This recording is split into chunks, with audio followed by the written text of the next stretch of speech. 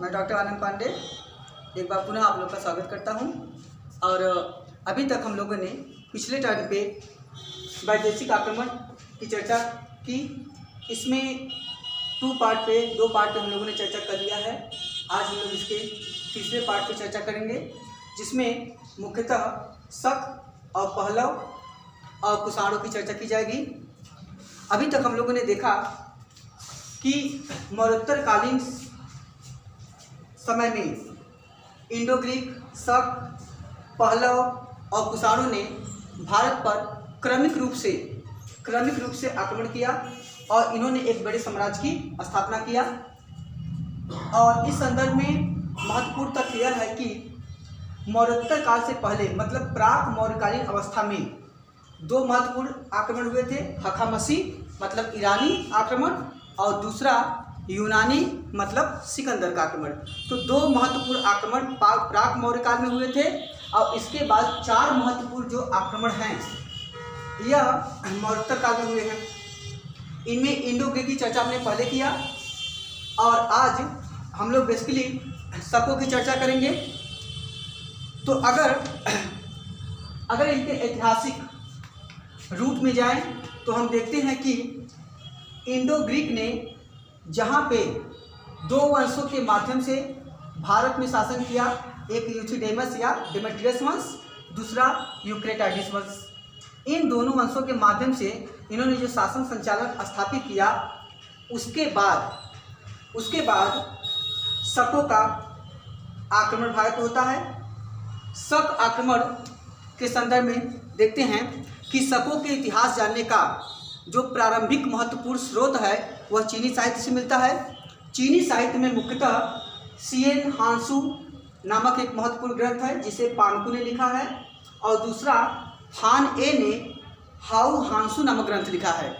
इन दोनों ग्रंथों से प्रारंभिक शकों के बारे में जानकारी मिलती है और शकों के इतिहास के बारे में जानकारी प्राप्त होती है। इसके अतिरिक्त भारत में जिन शक शाखाओं की स्थापना हुई उनसे भी हमारे पास महत्वपूर्ण स्रोत प्राप्त होते हैं। जैसे मथुरा में राजगुल का सिंह शीर्ष स्तंभ लेख है। इसी तरह मथुरा में सोरास का दानपत्र लेख प्राप्त होता है। इसी तरह आगे चल के नासिक और जुन्नार से नहपान के अभिलेख मिलते हैं। और इस संदर्भ में शकों के इतिहास लेखन में सबसे महत्वपूर्ण स्रोत जूनागढ़ अभिलेख माना जाता है जो रुद्रदामन का है। रुद्रदामन का जूनागढ़ या गिरनार अभिलेख, यह अभिलेख भारतीय इतिहास का प्रथम ऐसा अभिलेख है जो संपूर्ण पूरी तरह से संस्कृत में लिखा गया है। यह अभिलेख संस्कृत भाषा में पूरी तरह लिखा गया एक विस्तृत अभिलेख है। जब विस्तृत अभिलेख का तात्पर्य यह है कि यह बड़ा संपूर्ण अभिलेख है, जबकि अगर संस्कृत भाषा का प्रथम अभिलेख भारतीय इतिहास से पूछा जाएगा तो उसका आंसर पुष्यमित्र शुंग के अधिकारी या प्रांतपति धनदेव का अयोध्या अभिलेख माना जाता है। इस अयोध्या अभिलेख में पुष्यमित्र शुंग के द्वारा किए गए दो अश्वमेध यज्ञों की चर्चा मिलती है। तो यह भी ऐतिहासिक दृष्टि से महत्वपूर्ण है। इस अभिलेख में संस्कृत के शब्द पहली बार आए हैं, जबकि संपूर्ण संस्कृत का अगर अभिलेख पूछेगा तो आंसर हो जाएगा जूनागढ़ अभिलेख रुद्रदामन का। रुद्रदामन का जूनागढ़ अभिलेख एक अन्य मामलों में भी महत्वपूर्ण है। वह यह है कि जूनागढ़ अभिलेख में पहली बार स्वयंवर प्रथा का उल्लेख मिलता है। इसी के साथ साथ जूनागढ़ अभिलेख एकमात्र ऐसा अभिलेख है जिसमें अशोक और चंद्रगुप्त मौर्य दोनों के नाम एक साथ मिलते हैं और किसी भी भारतीय इतिहास के अभिलेखों में दोनों राजाओं का नाम एक साथ नहीं मिलता है। इसी परिप्रेक्ष्य के अंतर्गत इसी कंसर्न में जहाँ पे चंद्रगुप्त मौर्य और अशोक के नामों की चर्चा होती है, यहाँ पे विष्ट या बेगार प्रथा का भी प्राथमिक उल्लेख भारत में मिलता है। सर्वप्रथम विष्ट या बेगार प्रथा का उल्लेख मिलता है। विष्ट या बेगार प्रथा क्या होता है? इसका तात्पर्य होता है कि जब किसी श्रमिक वर्किंग क्लास से कोई परिश्रम कराया जाए और उसके बदले में उसे पारिश्रमिक न प्रदान किया जाए तो उसे विष्ट या बेगार प्रथा कहते हैं। बिष्ट या बेगार प्रथा का अभिलेखिक रूप से प्राचीनतम उल्लेख जूनागढ़ अभिलेख है रुद्रदामन का। जबकि अगर यह साहित्यिक स्रोत में पूछा जाएगा तो इसका साहित्यिक स्रोत कौटिल्य का अर्थशास्त्र है। इसी के साथ साथ हम देखते हैं कि इस अभिलेख में बिष्ट या बेगार के संदर्भ में ही सुदर्शन झील के पुनर्निर्माण की चर्चा मिलती है। सुदर्शन झील जो सौराष्ट्र प्रांत में है, गुजरात में, यह झील, इस झील का निर्माण सबसे पहले मौर्य शासक चंद्रगुप्त मौर्य के समय में पुष्यगुप्त वैश्य ने कराया था। इसके बाद अशोक के समय में इसका पुनर्वर्धन एवं पुनर्निर्माण तुषास्प ने कराया।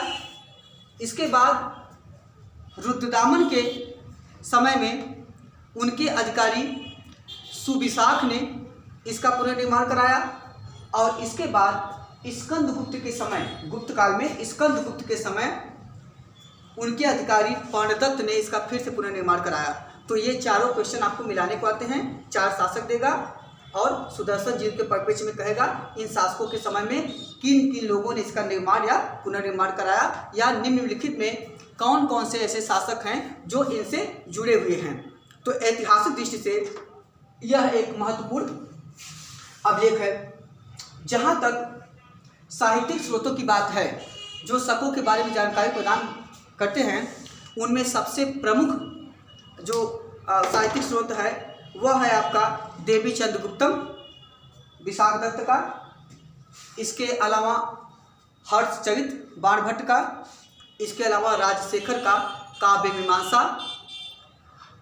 और इसी के साथ साथ जैनों में एक महत्वपूर्ण ग्रंथ है कालकाचार्य कथानक।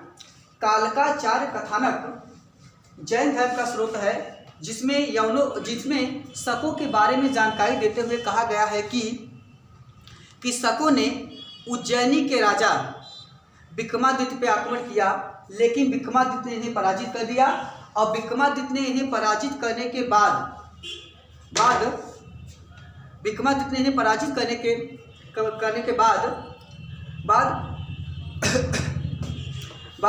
विक्रम संवत मतलब अपनी विजय के उपलक्ष्य में इन्होंने विक्रम संवत की स्थापना किया, जो 57 BC को लिखते हैं BCE, बिफोर कॉमन इरा, या बोलते हैं बिफोर क्राइस्ट। BCE इसको आजकल लिखते हैं हम बिफोर कॉमन इरा। और दूसरा होता है आपको एडी को हम आजकल वर्तमान में लिखते हैं ACE। इसका मतलब होता है कॉमन एरा। तो BC का मतलब होता है before common era, before Isa Masih. और कॉमन एरा का मतलब होता है इन द ईयर ऑफ लॉर्ड। इसका मतलब होता है एनो डोमिनी से लिया गया है। एडी मतलब होता है anno domini, in the year of lord. तो इसको आजकल हम लिखते हैं CE, कॉमन एरा, सामान्य काल या सामान्य समय, जो ईसा मसीह के समय से चलता है या शुरू होता है। इसके बाद तो हम विक्रमादित्य का यहाँ पे कथानक पाते हैं। विक्रमादित्य के परिप्रेक्ष्य में यद्यप जो कहानी है वो मेथोडोलॉजिकल ज़्यादा लगती है, मिथ की ज़्यादा लगती है, पौराणिक आख्यान है, इसीलिए ऐतिहासिकता की दृष्टि से इसे पूरी तरह सत्य नहीं माना जा सकता है, या पूरी तरह सत्य मानने में बहुत सारी प्रॉब्लम हो सकती हैं। विक्रमादित्य के कथानक मिलता है कि उज्जैनी में प्रमुख राजा थे भृतहरि, जो विक्रमादित्य के बड़े भाई थे। वे बहुत भोग विलास में रहते थे और भोग विलास में प्रारंभ में रहते थे, और बाद में उन्होंने राज्य को त्याग दिया, और राज्य को त्यागने के बाद अपने छोटे भाई विक्रमादित्य को राज्य दे दिया, और उसी बात से विक्रमादित्य का शासन शुरू होता है। भृतहरि ने 3 प्रमुख ग्रंथों की रचना किया है जो ऐतिहासिक दृष्टि से महत्वपूर्ण हैं: श्रृंगार शतक, नीति शतक और वैराग्य शतक। भारतीय इतिहास में कुल 14 शासकों ने 14 एम्परर्स 14 शासकों ने विक्रमादित्य की उपाधि धारण की है, जिनमें प्रथम शासक हैं उज्जैनी के राजा विक्रमादित्य, भृतहरि के छोटे भाई, और अंतिम विक्रमादित्य की उपाधि धारण करने वाले हैं मध्यकाल में हेमू। वह अंतिम हिंदू शासक हैं जिन्होंने विक्रमादित्य की उपाधि धारण किया। हेमू, आपको पता होगा कि हेमू के साथ ही बैरक खान और अकबर के नेतृत्व में पानीपत का द्वितीय युद्ध हुआ था। अब आगे हैं इसके बाद, तो ये महत्वपूर्ण जानकारी है। अब आते हैं फिर शकों पे। शक मुख्यतः मध्य एशियाई क्षेत्र सीरदरिया के निवासी थे। ये सीरदरिया में रहते थे, लेकिन वहीं पर इनके प्रमुख प्रतिद्वंदी थे यूची कबीले वाले। तो यूची जो है आपका एक जाति है, यूची जाति से ही कुषाणों का विकास हुआ है। ये लोग भी चीन और मध्य एशियाई बेल्ट के थे। कहा जाता है कि यूचियों ने सर्वप्रथम सीरदरिया पे आक्रमण किया और सीरदरिया से इन लोगों को वहाँ से भगा दिया, खदेड़ दिया। इसके बाद ये लोग पहुँच गए बैक्टीरिया के क्षेत्रों में, जो पहले से सेल्यूकस के साम्राज्य वाले हिंदयवन रहते थे, उनको पराजित करके शक वहाँ पे अपनी शासन सत्ता स्थापित कर लेते हैं। लेकिन यूची यहाँ भी उनका पीछा करते आते हैं और यूची फिर इनको यहाँ से खदेड़ देते हैं और यहाँ से वो भाग जाते हैं और भाग के यहाँ पे दो भागों में बढ़ जाते हैं। एक पूर्वी ईरान की तरफ भाग जाते हैं और दूसरे चले जाते हैं पश्चिमी ईरान की तरफ। पूर्वी ईरान की तरफ जो जाते हैं वे कहलाते हैं एप्थलाइट्स, ठीक है। तो जो पूर्वी ईरान की तरफ भागते हैं, यही लोग आगे चल के इन क्षेत्रों में भी क्या हुआ, जो पार्थियन शासक थे, इन शासकों ने इन्हें यहाँ से भगा दिया। जब पार्थियन शासकों ने इन्हें यहाँ से फिर भगाया तो ये लोग वहाँ से चले गए दक्षिणी हेलमंद घाटी में। तो हेलमंद घाटी पहुँच गए। हेलमंद घाटी जो है यह दक्षिणी अफगानिस्तान का क्षेत्र है। और पता होगा आपको कि खिलजी जो है, खिलजी वंश की जब स्थापना हुई थी, जो खिलजी थे ये मूलतः हेलमंद घाटी के ही निवासी थे। खिलजी मुख्यतः हेलमंद घाटी के निवासी थे। तो यह भी महत्वपूर्ण स्रोत है। इसके बाद जो दक्षिणी अफगानिस्तान में इन लोगों ने जो मुख्य अपना निवास क्षेत्र बनाया, उसे कहते हैं हम शक स्थान, शकों स्थान या सिस्तान। इसके बाद यहाँ से वे फिर धीरे धीरे माइग्रेट करते हैं, आगे बढ़ते हैं और यहाँ से वो सिंध प्रदेश के क्षेत्रों में प्रवेश कर जाते हैं। और सिंध प्रदेश के क्षेत्रों में जहाँ प्रवेश करते हैं उसे कहा गया शकद्वीप। शकद्वीप महाभारत में कहा गया है कि शकद्वीप में भगवान शिव की पूजा होती थी। तो यहाँ पे सिंध प्रदेश के साथ शकद्वीप का तादाद में देखा जाता है, तो मतलब शकद्वीप को ही सिंध प्रदेश कहा गया है, जहाँ पे शकों का निवास था। अब यहाँ से इसके बाद समझिए कि सिंध प्रदेश तक इनका ये पहुँच जाते हैं। जब सिंध प्रदेश तक इनका विस्तार हो जाता है तो ये शक यहाँ से अनेक क्षेत्रों में फैल जाते हैं। अनेक क्षेत्रों में ये लोग जीतते हैं। अनेक क्षेत्रों में जीतने के बाद ये लोग अपनी शासन सत्ता स्थापित करते हैं और विभिन्न क्षत्रपों के माध्यम से एक साम्राज्य का निर्माण होता है। और क्षत्र मतलब एक प्रकार से अधिकारी होते हैं, एक प्रशासनिक संरचना है इनकी क्षत्रप प्रणाली। क्षत्रप प्रणाली के माध्यम से इन्होंने शासन संचालन की शुरुआत किया। तो क्षत्रप प्रणाली सर्वाधिक विकसित रूप से शकों में प्राप्त होती है, यद्यपि हिंद यवनों में भी क्षत्रप प्रणाली प्राप्त होती है और क्षत्रप प्रणाली यूनानियों में भी देखी जाती है। अब इसके बाद शक भारत के विभिन्न क्षेत्रों में फैलते हैं और इन्होंने भारत के 4 प्रमुख क्षेत्रों में अपनी सत्ता स्थापित किया।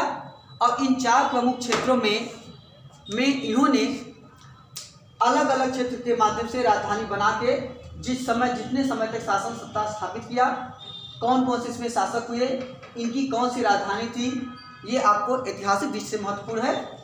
इनमें से सबसे पहले जो इनकी सत्ता थी वह तक्षशिला में थी। तक्षशिला में शकों ने तक्षशिला को अपनी राजधानी बनाया और तक्षशिला में अपनी राजधानी के माध्यम से इन्होंने शासन की शुरुआत किया। तक्षशिला में सबसे पहले मेउस का राज्य होता है।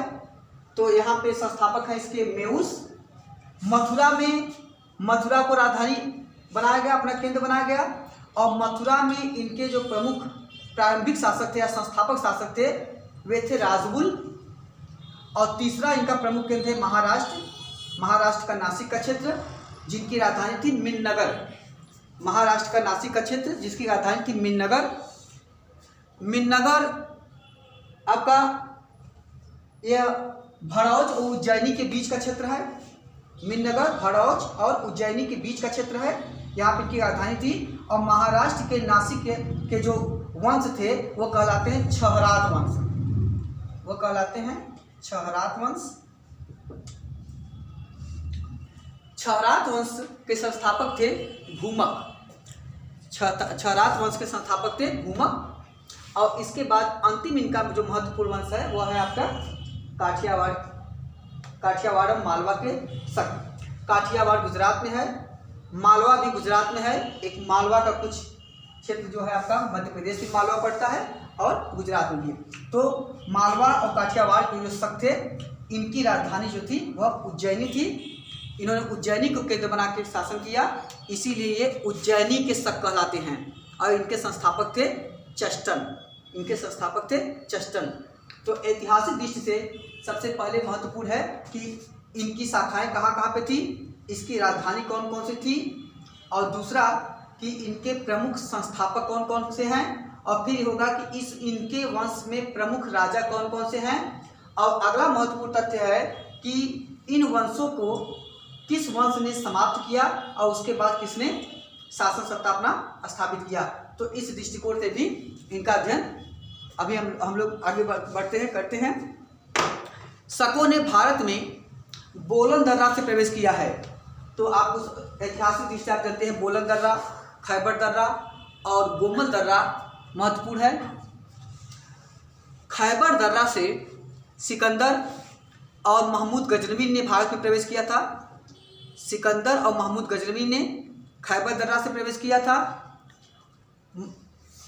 उसके बाद मोहम्मद गोरी ने गोमल दर्रा से प्रवेश किया था, जबकि शक आपके बोलन दर्रा से भारत में प्रवेश करते हैं।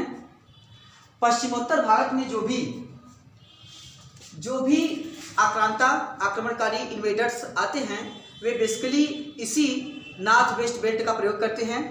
और ये बेसिकली स्थल मार्ग से आते हैं, चाहे उसमें हखामसी हो, चाहे आपके यूनानी हो, चाहे आपके शक हो, चाहे आपके पहलव हो, चाहे आपके कुषाण हो।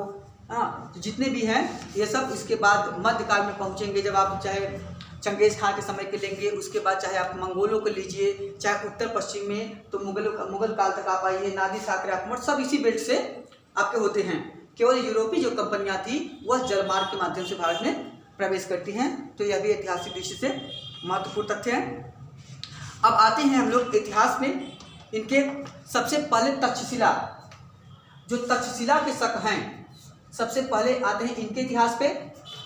तक्षशिला के शक वंश की स्थापना मेउस ने किया है और मेउस भारत पे आक्रमण करने वाले प्रथम शक शासक हैं।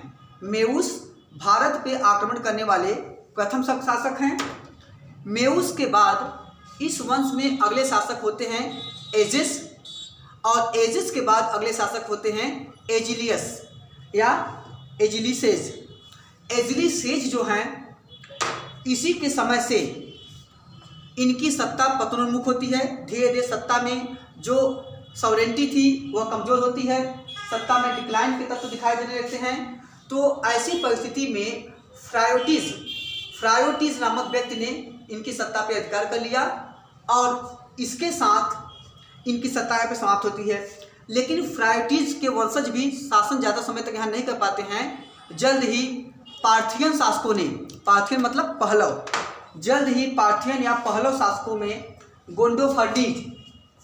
पहलव शासक गोंडोफर्नीज ने जल्द ही इस पर अधिकार कर लिया और इसके साथ ही तक्षशिला को अपना केंद्र बना के इन्होंने शासन संचालित करना शुरू कर दिया। तो इस प्रकार तक्षशिला के शकों का जो पतन है, अंत जो है वह पार्थियन या पहलव शासक गोंडोफर्नीज के द्वारा किया जाता है। तो एक तो आपका ये हो गया। अब आते हैं दूसरा, मथुरा के शक। मथुरा के शक वंश की स्थापना किया है राजबुल ने। राजबुल के जो सिक्के प्राप्त होते हैं ये बेसिकली सिंधु नदी से लेकर यमुना नदी तक के बेल्ट प्राप्त होते हैं।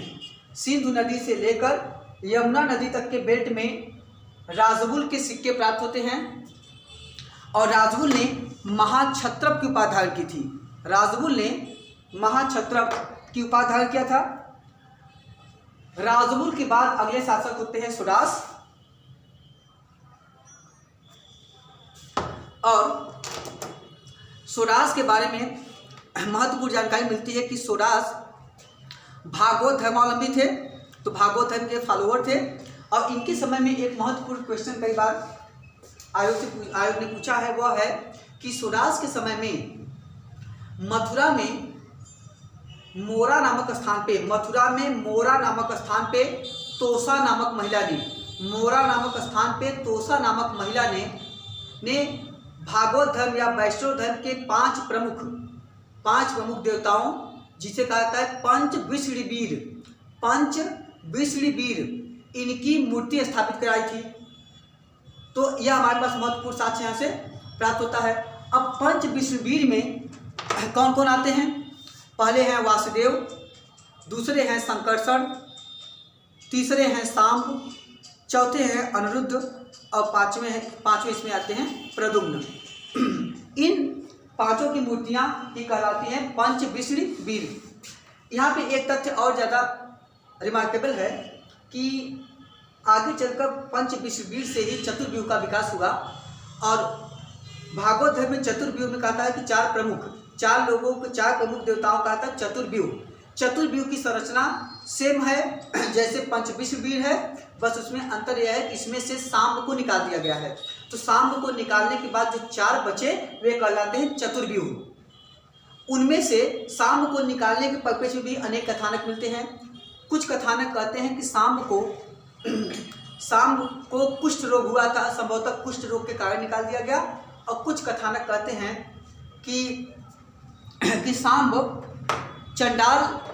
चंडाल से उत्पन्न हुए थे, चंडाल पुत्र थे, इसीलिए उनको इस ग्रुप से एग्जिट कर दिया गया, निकाल दिया गया। तो जैसा भी हो, ओवरऑल हमारे पास बहुत ज़्यादा इसमें कथानक नहीं प्राप्त होते हैं। इसके बाद अगले शासक हुए आपके तोरमार या तोररदास। और इसके बाद यह भी सत्ता समाप्त हुई और मथुरा के क्षेत्रों पे कुषाणों ने अधिकार कर लिया। मथुरा के क्षेत्रों पे कुषाणों ने अधिकार कर लिया और कुषाणों ने मथुरा को अपना केंद्र बना के और पेशावर को अपना केंद्र बना के शासन सत्ता स्थापित किया और शुरू किया। तो इस प्रकार इनके भी अंत का श्रेय यहाँ पे कुषाणों को देता है। तो पहले को समाप्त किया है आपको तक्षशिला के शकों को समाप्त करने का श्रेय पार्थियन को, मथुरा के शकों को समाप्त करने का श्रेय कुषाणों को दिया जाता है। तो अब इसके बाद अगले आपके आते हैं महाराष्ट्र या नासिक के शक, जिनकी राजधानी थी आपकी मेदिनीनगर। यहाँ पे महाराष्ट्र के शक जिसे कहा जाता है क्षहरात वंश। क्षहरात वंश में इनके संस्थापक थे भूमक। क्षहरात वंश में इनके संस्थापक थे भूमक के सिक्के काठियावाड़ से लेकर मालवा तक के क्षेत्रों में प्राप्त होते हैं। भूमक के सिक्के काठियावाड़ से लेकर मालवा तक प्राप्त होते हैं। इनकी राजधानी मेदिनीनगर है और मेदिनीनगर भरौच और उज्जैन के बीच में स्थित है। भूमक के बाद इस वंश में जो अगला महत्वपूर्ण शासक है, जो ऐतिहासिक दृष्टि से महत्वपूर्ण है, वो है नहपान और उनके दामाद उसाव दत्त जो थे वे नासिक में वायसराय थे। तो इन दोनों से भी कुछ महत्वपूर्ण प्रश्न बनते हैं, जिनमें से है कि नहपान इस वंश का सबसे प्रसिद्ध शासक था। तो सर्वोच्च शासक या सर्वाधिक महत्वपूर्ण शासक पूछेगा अगर महाराष्ट्र के नासिक या महाराष्ट्र के शकों का, तो हो जाएगा आपका नहपान ने राजन की उपाधि धारण किया था और नहपान ने एक बड़े क्षेत्र पर अधिकार भी किया था। नहपान के बारे में सबसे महत्वपूर्ण तथ्य है कि नहपान ने त्रैभाषिक 3 भाषा में से युक्त सिक्के जारी किए थे। तो 3 लिपियों में या 3 भाषाओं में से युक्त जो उनके सिक्के हैं, जो त्रैभाषिक सिक्के कहलाते हैं, उनमें है ब्राह्मी लिपि, यूनानी लिपि और खरुष्टी लिपि। इन तीनों लिपियों में उसने अपने सिक्के जारी किए हैं। ये महत्वपूर्ण है। नहपान को और उसके दामाद उसावदत्त को पराजित करने का श्रेय सातवाहन शासक गौतमीपुत्र सातकर्णी को दिया जाता है। गौतमीपुत्र सातकर्णी ने इनको पराजित किया। इसका साक्ष्य कहाँ मिलता है? इसका साक्ष्य मिलता है जोगलथम्बी मुद्रा ढेर से। जोगलथम्बी मुद्रा ढेर, तो जोगलथम्बी का जो निखात है मुद्रा का, उसमें जो मुद्रा सिक्के मिले हैं उन सिक्कों को पुनर्अंकित किया गया है। उन सिक्कों को फिर से अंकित करते हुए फिर से जारी किया गया है गौतमीपुत्र सातकर्णी के नाम से।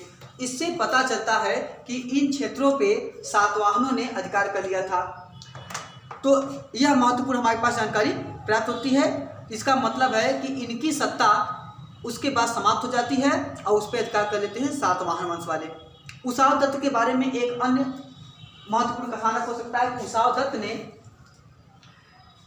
दत्त ने अजमेर में स्थित पुष्कर मंदिर, जो बेसिकली भारत में ब्रह्मा जी का एकमात्र मंदिर माना जाता है, इस मंदिर को उन्होंने वहाँ पे दान दिया था, इसका उल्लेख मिलता है। और अगर मध्यकाल में देखें तो मध्यकाल में जहांगीर ने भी पुष्कर मंदिर को दान दिया है, इसका भी उल्लेख हमारे पास प्राप्त होता है। तो ये तो हो गए महत्वपूर्ण तथ्य। इसके बाद अंतिम आते हैं शकों की शाखा, जो है काठियावाड़ या मालवा के शक हैं, जिन्होंने मुख्यतः उज्जैनी को अपना केंद्र बना के शासन स्थापित किया। इसमें इनके संस्थापक थे चष्टन ने उज्जैनी को राजधानी बनाई। और चष्टन के बाद अगले शासक हुए जयदामन। कभी कभी ये माना जाता है कि भारत में पहला तिथि युक्त सिक्का, ऐसे सिक्का या ऐसी मुद्रा जिसमें तिथि लिखा हो, डेटिंग सिस्टम हो, वह सिक्का जारी करने का श्रेय जयदामन को दिया जाता है। यद्यपि ये डिपेंड करता है कि आप सब में जयदामन है कि रुद्रदामन। अगर आप सब में जयदामन है तो जयदामन पहले सही होंगे, अगर जयदामन नहीं है तो आंसर होगा रुद्रदामन। वो डिपेंड करता है कि ऑप्शन कैसे पूछे जाते हैं। तो इस यहाँ पे ये भी नोटेबल है कि तिथि युक्त सिक्का अगर पूछेगा तो ऑप्शन होगा आपका रुद्रदामन या जयदामन। अगर इनका वंश पूछेगा तो यह वंश है कार्दमक वंश, तो यह आंसर हो जाएगा आपका कार्दमक वंश। और अगर यही सिक्का पूछ ले कि पहला सिक्का जो लेख युक्त हो, तो लेख युक्त मतलब जिसपे केवल लिखा गया हो, डेट न हो, तो लेख युक्त सिक्का पूछेगा तो इंडो ग्रीक। अगर पूछेगा पहला चित्रित लिखा जिसमें चित्र बना हो, तो चित्रित मुद्रा पहली बार जारी करने का श्रेय भी इंडो ग्रीक को दिया जाता है। तो आपके दोनों क्वेश्चन यहाँ पे इंपॉर्टेंट है कि तिथि युक्त पूछ रहा है कि आपका लेख युक्त पूछ रहा है। ये दोनों महत्वपूर्ण तथ्य हैं।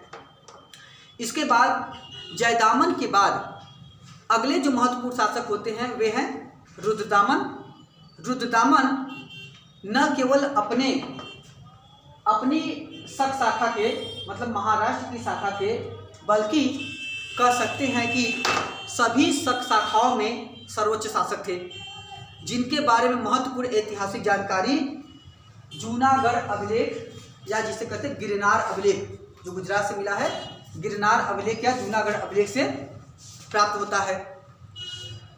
इनके बारे में कहा जाता है कि इन्होंने महाक्षत्रप की उपाधि धारण किया और इन्होंने एक बड़े विशाल भूखंड पे अपना अधिकार किया, एक बड़ी राजसत्ता स्थापित किया। ये स्वयं एक बड़े इम्पीरियलिस्टिक एम्परर थे, एक साम्राज्यिक शासक थे, साम्राज्यवादी शासक थे कह सकते हैं। और इन्होंने अभिलेखों में इन्हें कहा गया है भ्रष्ट राज प्रतिष्ठापक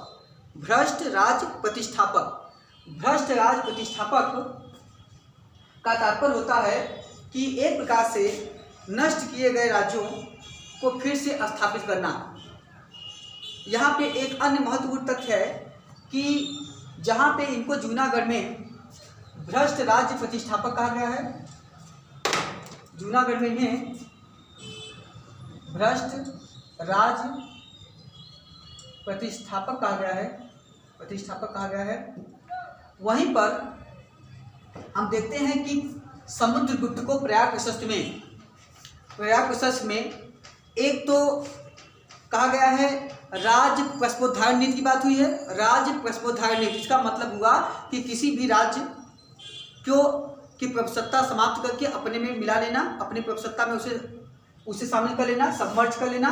तो एक हुआ राज प्रस्फोद्धारण नीति, दूसरा हुआ राज ग्रहण मोक्षानुग्रह नीति, मतलब किसी भी राज्य को जीतने के बाद उसे मोक्ष पूर्वक उसे फिर से मुक्त कर देना, उसे मोक्ष प्रदान कर देना, राज ग्रहण मोक्षानुग्रह नीति।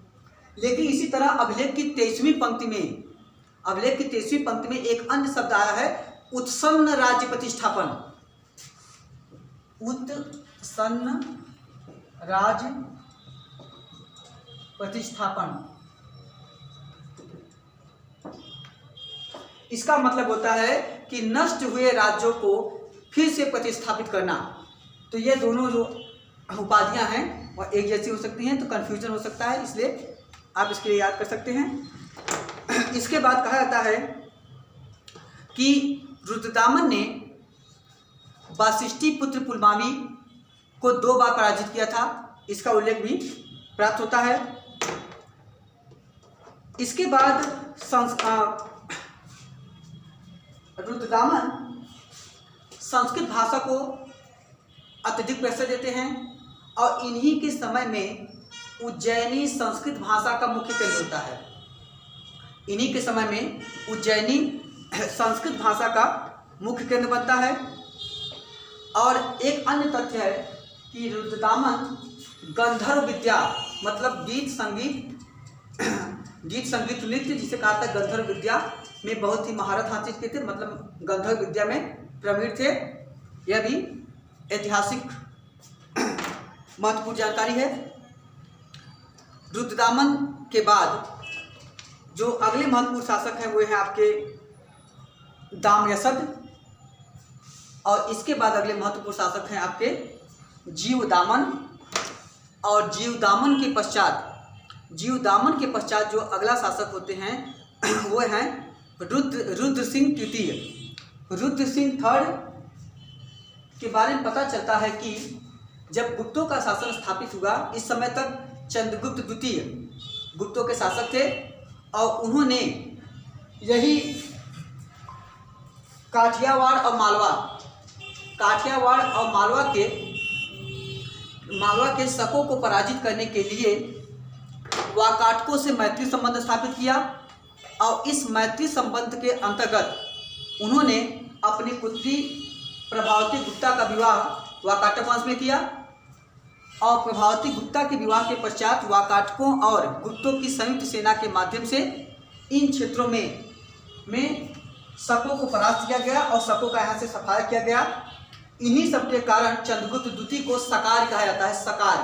चंद्रगुप्त द्वितीय को सकार कहता है। और फिर चंद्रगुप्त द्वितीय ने इन्हीं के सिक्कों को पुनरांकित करके इन्हीं के माध्यम से, इन्हीं के थोड़े आधार पे उन्होंने पश्चिमी भारत में पहली बार रजत सिक्के जारी किए। तो पश्चिमी भारत में पहली बार रजत सिक्का जारी करने का श्रेय गुप्तों में चंद्रगुप्त द्वितीय को जाता है। लेकिन पश्चिमी भारत में, अगर मध्य भारत में पूछेगा कि मध्य भारत में पहली बार रजत सिक्का गुप्तों में किसने जारी किया, तब आंसर हो जाएगा आपका कुमारगुप्त। अगर यही क्वेश्चन पूछेगा गुप्तों में पहला शासक जिसने रजत सिक्का जारी किया, तब आंसर हो जाएगा चंद्रगुप्त प्रथम। तो चंद्रगुप्त प्रथम ने पहली बार गुप्तों में रजत सिक्का भी जारी किया है और उसने पहली बार स्वर्ण सिक्का भी जारी किया है, राजा रानी प्रकार के सिक्के। तो इस प्रकार यहाँ भी शकों का अंत होता है। कुल मिला के शकों के चारों वंशों का धीरे धीरे पतन हो जाता है, जिसमें पहले वंश का पतन पार्थियन वंश के माध्यम से होता है, दूसरे का पतन कुषाण वंश के माध्यम से होता है, तीसरे का पतन सातवाहन वंश के माध्यम से होता है और चौथे वंश का पतन गुप्तों के माध्यम से होता है। तो ये भी कभी मिलाने को आ सकता है। अब जहाँ तक इनकी देन या इनके प्रभाव इम्पैक्ट की बात की जाए, तो इम्पैक्ट की बात अगर करते हैं तो बहुत ज़्यादा इनका इम्पैक्ट नहीं पड़ा है। लेकिन शकों को एक श्रेय दिया सकता है कि शकों ने सबसे पहले सुमात्रा में, जिसे कहा गया सुवर्णभूमि, यवद्वीप का मतलब होता है जावा और इंडोनेशिया, इन क्षेत्रों में पहली बार बृहत्तर भारतीय सभ्यता, सांस्कृतिक एकीकरण, जो भारतीय सांस्कृतिक उपनिवेशवाद की प्रक्रिया है, पहली बार स्थापित करने का श्रेय दिया जाता है। सांस्कृतिक औपनिवेशिकरण का मतलब होता है कि पहले आप समझ लीजिए, बृहत्तर भारत शब्द का पहली बार प्रयोग, बृहत्तर भारत मतलब ग्रेटर इंडिया,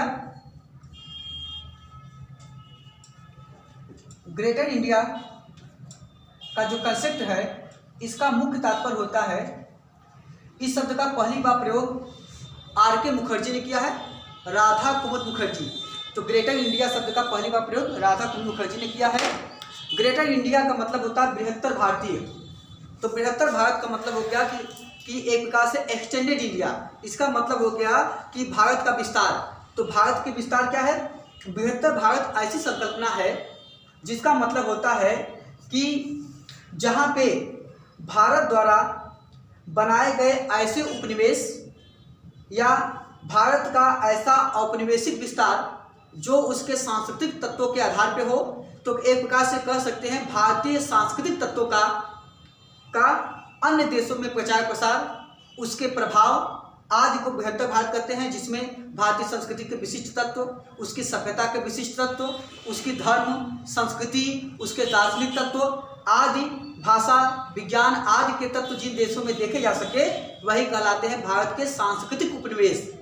जैसे इनमें आते हैं मुख्यतः जावा, सुमात्रा, इंडोनेशियाई द्वीप समूह, मॉरिशस, थाईलैंड आदि जो दक्षिण पूर्वी एशियाई क्षेत्र हैं, यह भारत के सांस्कृतिक उपनिवेश कहलाते हैं। तो ये इनकी महत्वपूर्ण देन है। इसके बाद अन्य एक देख लेते हैं, अगला है पहलव।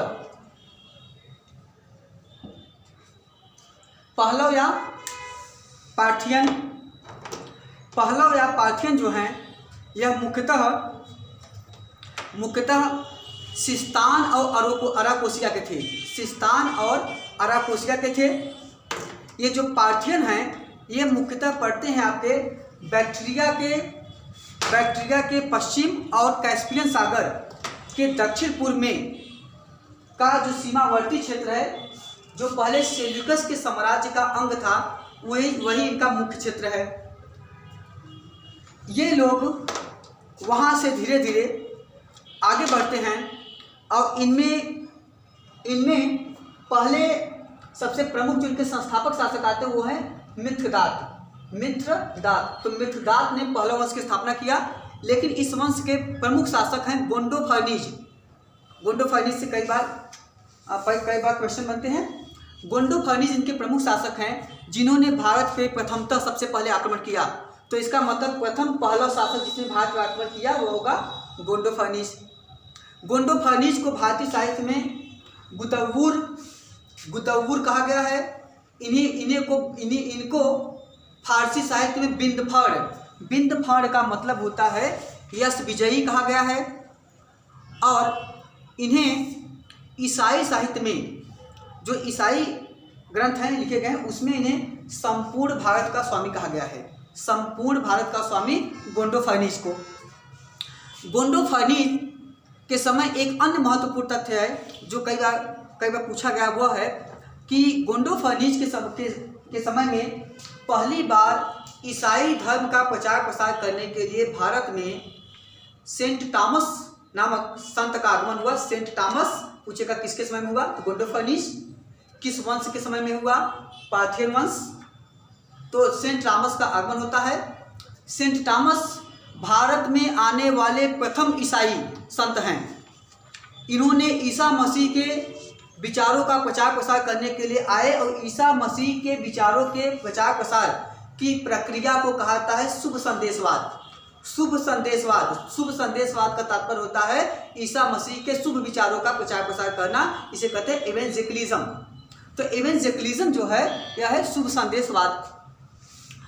यह सेंट टॉमस भारत के विभिन्न क्षेत्रों का दौरा करते हैं और उसके पश्चात ये मालाबार के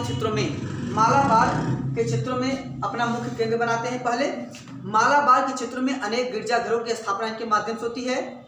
इसके बाद मद्रास में इन्होंने अपना मुख्य आवास बनाया और अंततः मद्रास में स्थित मैलापुर में ही बाद में इनकी हत्या कर दी गई। यह भी क्वेश्चन कई बार पूछा गया है। तो मैलापुर में इनकी हत्या की गई। और ठीक है, तो अब एक क्वेश्चन ये हो गया। इसके बाद अगर मध्यकाल में अगर ईसाई मिशनरियों की बात हो तो अकबर के काल में ईसाई मिशनरियों का महत्वपूर्ण आगमन होता है, जिसमें कई बार अकबर के काल में मिशनरी आती है भारत में। और इस परिप्रेक्ष्य में एक अन्य महत्वपूर्ण क्वेश्चन हो सकता है, एक तथ्य है कि ब्रिटिश काल में, ब्रिटिश औपनिवेशिक सत्ता के समय जब 1813 का अधिनियम जारी हुआ, 1813 एक्ट जारी हुआ, उसमें पहली बार 1813 का अधिनियम में कहा गया कि भारत में ईसाई धर्म के प्रचार प्रसार, ईसाई मिशनरियों को आने और प्रचार प्रसार करने की छूट दी जाती है। तो वैधानिक रूप से एक्ट के माध्यम से, कानून के माध्यम से ईसाई मिशनरियों को 1813 के अधिनियम के द्वारा भारत में प्रवेश करने की छूट दी जाती है। तो ये महत्वपूर्ण तथ्य हो सकते हैं। इस प्रकार कहा सकता है कि भारत में जो भी विदेशी आक्रमण हुए उनमें शकों का क्या क्या योगदान रहा है, शकों ने किन किन क्षेत्रों पे अपना शासन सत्ता स्थापित किया, यह महत्वपूर्ण है, जिसे हिस्टोरिकल पॉइंट ऑफ व्यू से देखा सकता है, जाना जा सकता है। तो आपको इस तरह समझना है, जानना है। अब इसके बाद अगले टर्न पे हम लोग फिर कुषाणों की चर्चा करेंगे। ठीक है, धन्यवाद।